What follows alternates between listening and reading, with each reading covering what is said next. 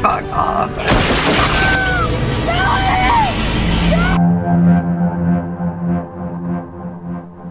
Hai guys, kembali lagi bersama gua di Kings Movie. By the way, apa kabar para psikopat hunter? Kencangkan tali kolor dan gergaji mesin kalian agar selalu tetap prima.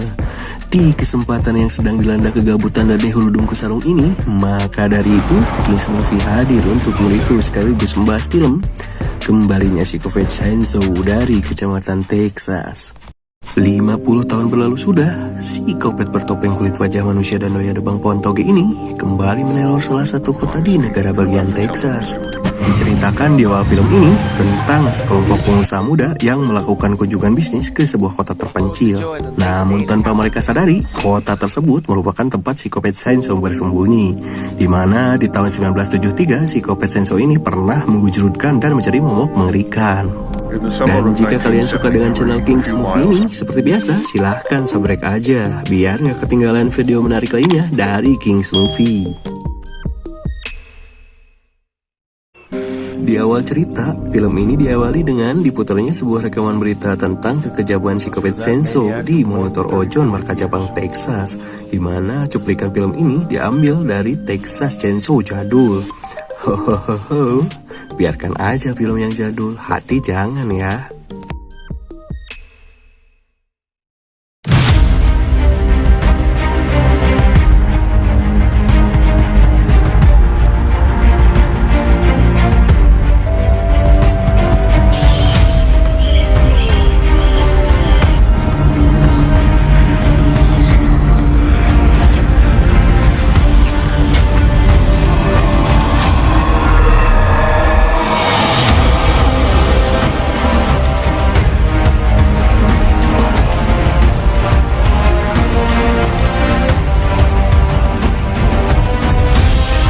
Diceritakan di awal film, pada tahun 1973, 5 orang remaja telah dibantai secara keji oleh seorang pria gila bersenjatakan sebuah chainsaw. Tapi untung saja, dari kelima korban tersebut, remaja bernama Selilah satu-satunya korban yang berhasil lolos dengan nangkel ke mobil koblak yang melintas. Dan dari keterangan Selilah, polisi pun akhirnya mendapatkan informasi bahwa psikopat itu selalu menggunakan topeng wajah manusia dalam melakukan kebarbarannya. Namun sampai saat ini, polisi pun masih belum bisa menemukan apalagi menangkap psikopat tersebut.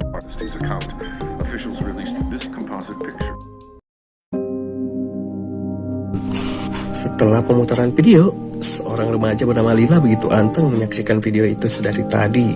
Dan karena malu cuma ikut nonton sambil nongkrong, ia pun lanjut berbelanja dan membeli cenderamata gantungan kunci bermodel Chainsaw. Kemudian tanpa sengaja, Lila memperhatikan foto Sally, si The Last Survivor yang terpampang di dinding toko. Mamang toko pun mengatakan, wanita beruntung itu menjadi polisi hutan di daerah Texas.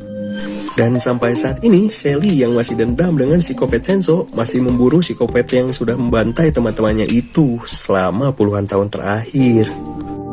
Di tengah obrolan mereka, kakak Lila yang seorang artis lenong bocah ini memanggil dan mengajak adiknya untuk segera melanjutkan perjalanan. Karena sebelum malam poek, mereka harus cepatnya tiba di kota Harlow. Tak lama kemudian, Lila dan kakaknya yang bernama Melody menghampiri kedua temannya yang berada di sebuah mobil keren dan canggih. Lalu tiba-tiba mereka melihat kedatangan seorang pengendara mobil yang membawa pistol. Kelakuan Chocoboy-nya pun membuat jiwa gangsternya Melody bangkit dan membacoti pria ini. Ketika mendengar bacotan Melody, pria bernama Richard ini pun berkata, "Pistol-pistol gua? Kalian mau melihat juga bazooka berbulu punya gua, hah?" Sebelum Richard membuka sleting, mereka pun segera pergi.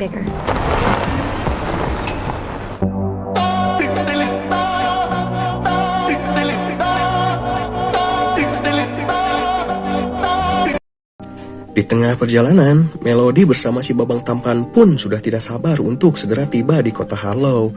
Karena setelah mereka berhasil membelinya dari pihak Ozone Bank, mereka berniat meratakan bangunan-bangunan tua di kota itu menjadi kawasan yang berkomersil.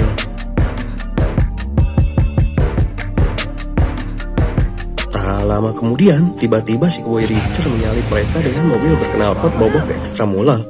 Melihat asap yang bagaikan mengadudukan di tengah jalan, mereka pun jelas kesal.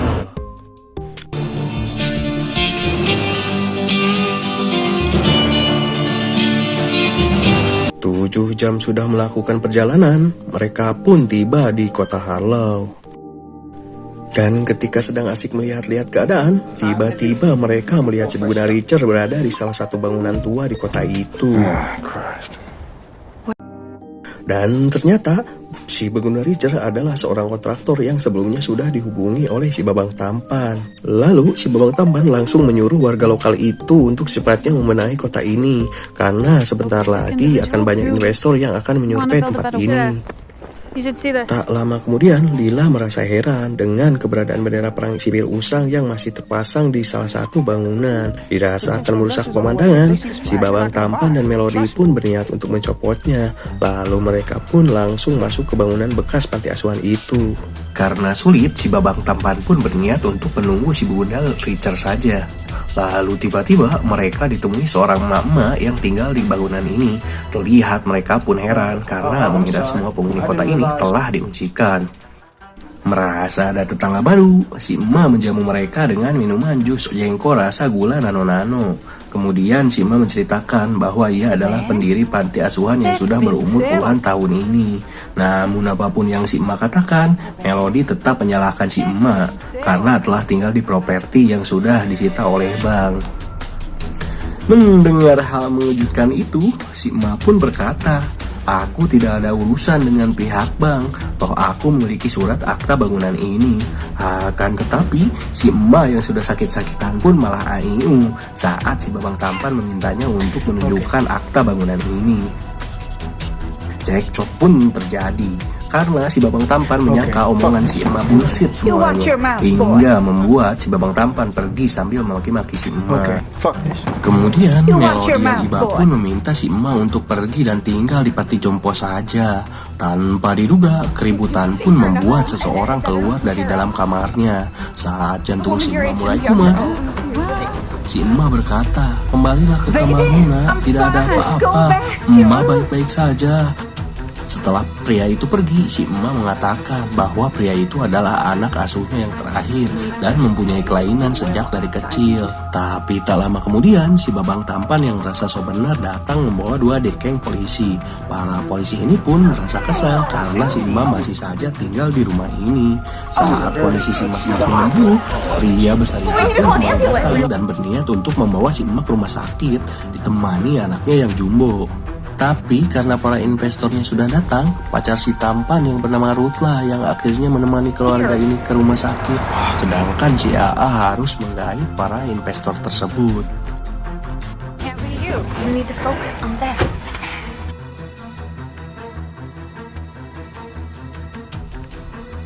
Di tengah perjalanan, kondisi si emak kian memburuk. Tanpa diduga, si emak pun akhirnya meninggal. Kejadian itu pun membuat semua orang panik. Lantas Ruth langsung memberikan pesan ke teman-temannya bahwa si emak yang mereka usir malah meninggoy. Sementara itu, si anak besar ini pun berusaha menolong si emak yang selama ini merawat dan menyayanginya. Melihat sosok polisi ini, si anak pun melampiaskan kekesalannya. Kebrutalan si anak pun membuat mobil nyusruk tiko tempang hingga Ruth pun pingsan.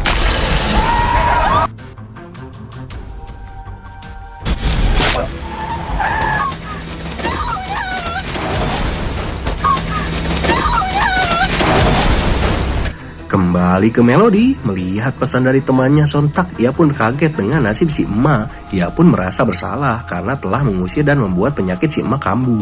Kemudian Melody mengatakan hal mencengangkan itu kepada si Babang Tampan. Lalu karena Melody merasa bersalah, ia pun memutuskan untuk segera pergi dari tempat ini. Meski terjadi perdebatan dengan si Babang Tampan, Melody bergegas menemui adiknya yang sedang bersama si Bunda Richard. Saat mereka bertemu, Melody menceritakan apa yang sebenarnya terjadi. Di tengah kepanikan keduanya, mereka pun sepakat untuk pergi saja. Sementara itu, Richard yang mendengar pembicaraan mereka terlihat kesal karena tetangganya itu kini sudah tewas.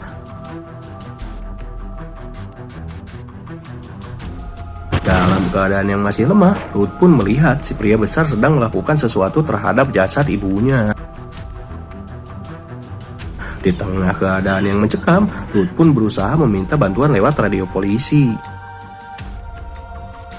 Ternyata si pria besar itu adalah sang legenda Texas yang bernama Psikopat Senso yang bertopeng kulit wajah manusia. Keadaan ekstrim ini pun Ruth ceritakan dalam radio itu, dan untung saja panggilan itu terdengar oleh si Mamang Toko.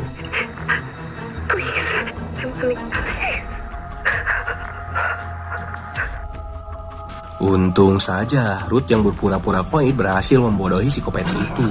Setelah psikopat pergi, Ruth seolah mempunyai kesempatan untuk kabur.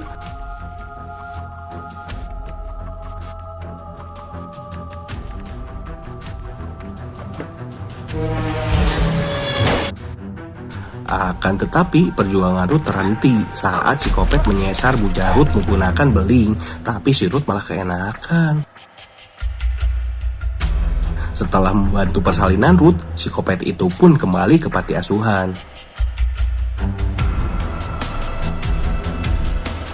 Kembali ke kota Harlow, saat Melody dan yang lain akan pergi, tiba-tiba Beguna Richard mengambil kunci mobil dan kunci bus milik para investor. Richard pun seolah kesal, karena si Babang Tampan dan yang lain seperti ingin lepas tanggung jawab. Dirasa ada keanehan, Richard pun meminta si Babang Tampan untuk menunjukkan akta panti asuhan, jika memang benar mereka mempunyai hak atas rumah si emak.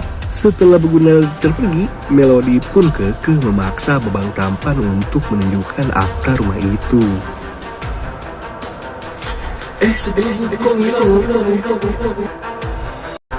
Karena akta itu tidak ditemukan, mereka pun mulai gundah gulana. Yang mereka takutkan memang si emak pemilik sah rumah itu. Lalu mereka berpikir untuk mencarinya di dalam rumah si emak. Di sisi lain, setelah mendengar panggilan darurat tadi, si Mamang Toko pun langsung menghubungi Sally tentang seseorang yang mirip dengan ciri-ciri psikopat Senso. Mendengar kabar tersebut, Sally yang punya dendam ke Sumat langsung prepare untuk menuntut balas atas kematian teman-temannya di masa lalu. Kembali ke Melody dan si Babang Tampan, kali ini mereka memeriksa setiap ruangan guna mencari akta rumah si emak.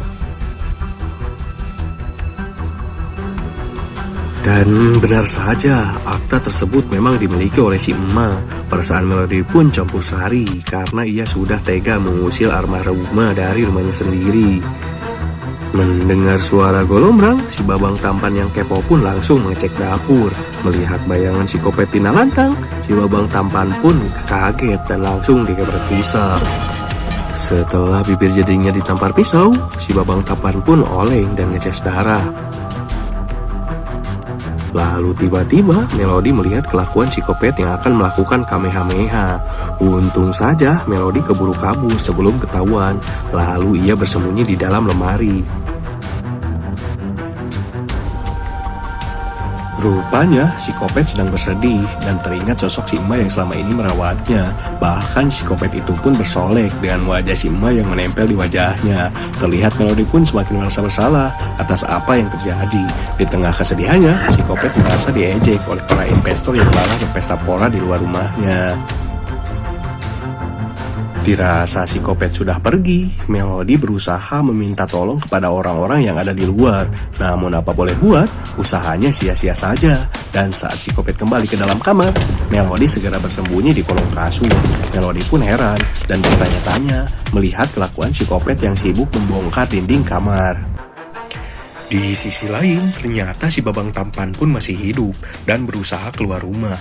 Melihat si Babang Tampan yang seperti nyeri huntu, Beguna Richard pun menghampirinya. Sontak saja Beguna Richard pun kaget saat melihat pipi si Babang Tampan yang doer bak tertampar pisau. Si Beguna Richard pun berkata, "Alisnya kunaon maghrib."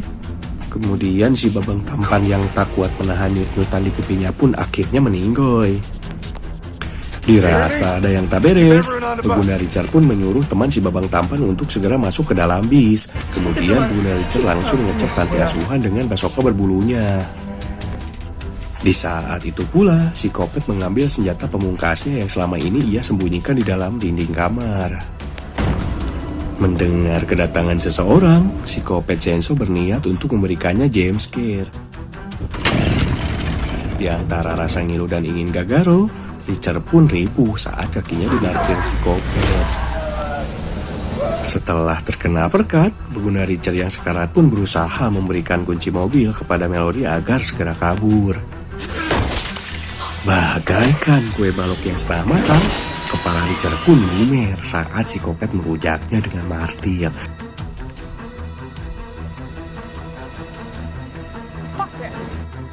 Di sisi lain, Lila yang merasa khawatir kepada kakaknya lantas pergi menyusul ke panti asuhan untuk mencarinya.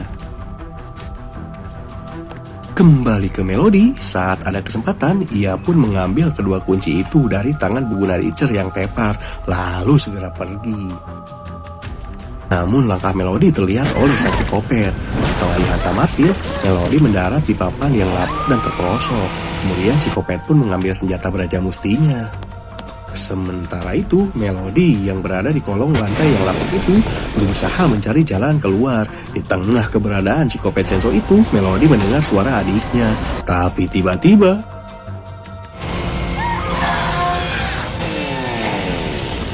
setelah bermandikan residu lele koneng yang hitam, Lila berhasil menemukan Melody. Akhirnya, mereka pun berhasil kabur menuju bis yang masih menggelar pesta miras oplosan itu.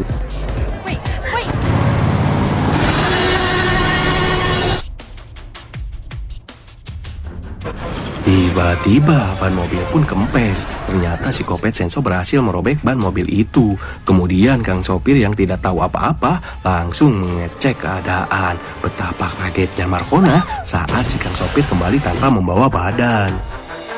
Dan inilah dia, psikopat Senso yang barbar yang ingin melampiaskan kemarahannya. Dengan HP di tangan, para investor ini mengancam psikopat dengan akan memviralkannya jika melakukan sesuatu. Tapi bagi psikopat, bodoh amat. Bagaikan ikan di dalam ember, psikopat ini membantai orang-orang dengan mudahnya. Di tengah kebrutalan psikopat, Melody mengajak Lila untuk bersembunyi di dalam WC mobil. Kemudian Melody menyuruhnya untuk segera naik ke atap untuk kabur. Akan tetapi, psikopat tak pernah menyisakan buruannya begitu saja. Untung saja, gantungan kunci model chainsaw milik Lila bermanfaat. Saat semua orang sudah tewas, mereka pun berhasil kabur. Di tengah pelarian mereka, Sally sang petualang datang. Dengan gagahnya, Sally menyuruh mereka untuk bersembunyi di dalam mobilnya. Sementara itu, ia akan melakukan pembalasan atas apa yang telah dilakukan psikopat itu 5 tahun lalu. Dengan bersenjatakan anak FF, Sally pun langsung menuju bangunan panti. Saat bertemu dengan psikopat, bukannya langsung menembakinya. Sally malah memaksanya untuk mengingat apa yang pernah ia lakukan kepada dirinya dan teman-temannya 50 tahun silam itu. Akan tetapi, psikopat malah bodoh amat dan tidak menghiraukan ABG tua ini. Psikopat pun langsung mengambil senjatanya untuk memburu dua cewek tadi. Di sisi lain, Lila dan Melody bingung dengan apa yang harus mereka lakukan. Lalu tiba-tiba,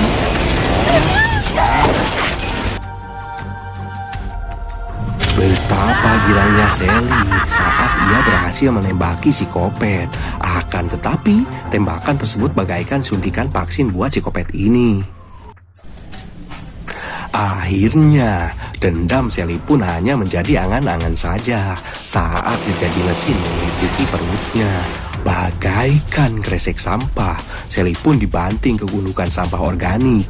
Lalu tiba-tiba,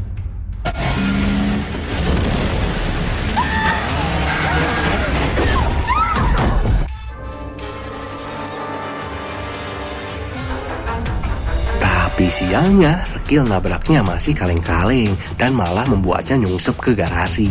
Dan karena tabrakan ini, kaki Melody tertusuk tiang jemuran. Saat psikopat kembali memburunya, Melody memaksa adiknya untuk segera kabur. Dengan berat hati, akhirnya Lila pergi ke tempat Richard. Tak lama kemudian, melihat psikopat di depannya, sontak tuur Melody pun lemas. Dia pun pasrah jika memang harus mati digelitiki mesin sensor berkarat.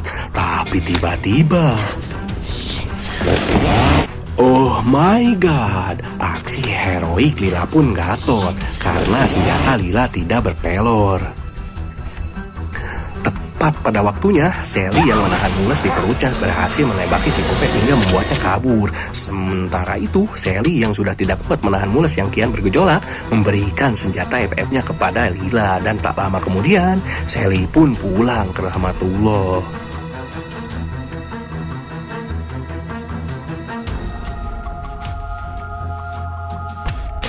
Setelah beberapa saat, Lila berhasil selamat dan keluar dari genangan air. Tapi sialnya, psikopat berhasil membuat Lila tidak berdaya. Kemudian psikopat bersiap untuk melakukan fatality. Saat psikopat sensor kewalahan, Lila pun kehabisan peluru. Tapi ternyata dengan sekali uppercut, psikopat pun berakhir.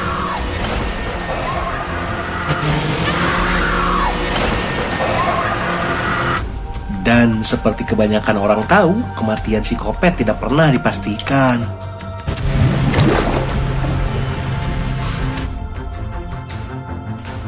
Ketika keesokan harinya, Lila dan Melody bersiap untuk pergi menggunakan mobil mewahnya. Setelah semalaman menguras fisik dan mental, mereka pun menggunakan auto drive untuk kembali pulang. Betapa syoknya Lila saat melihat kakaknya modar di depan matanya.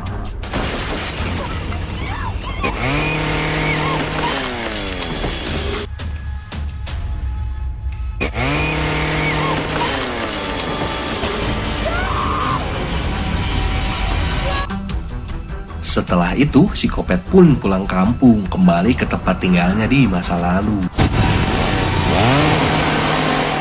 Bagaimana? Sangat menegangkan sekali, bukan? Menghilangnya psikopat selama puluhan tahun ternyata bersemayam di panti asuhan milik si Uma. Dan dengan kasih sayang si Uma, hingga jiwa kopetnya pun luluh dan menjadi anak baik. Hingga kabarnya pun tidak terdengar sampai saat ini. Akan tetapi, kedatangan Melody dan kawan-kawannya telah mengusik ketenangan bahkan sampai membuat Sima meninggal dunia. Karena hal itulah, jiwa kopetnya pun kembali bangkit dan membantai siapa saja yang berada di sekitarnya. Bahkan si kopet pun menghabisi satu-satunya korban selamat dari kebrutalannya di masa lalu. Namun, setelah melewati banyaknya kengerian, Lila berhasil selamat dari kelakuan sang psikopat. Meskipun dia harus membawa beban trauma selamanya. Di akhir cerita, psikopat pun kembali ke kediamannya yang dulu dan bersiap mencari korban berikutnya. Mungkin segini saja ya review film Psikopat Chainsaw Massacre 2022.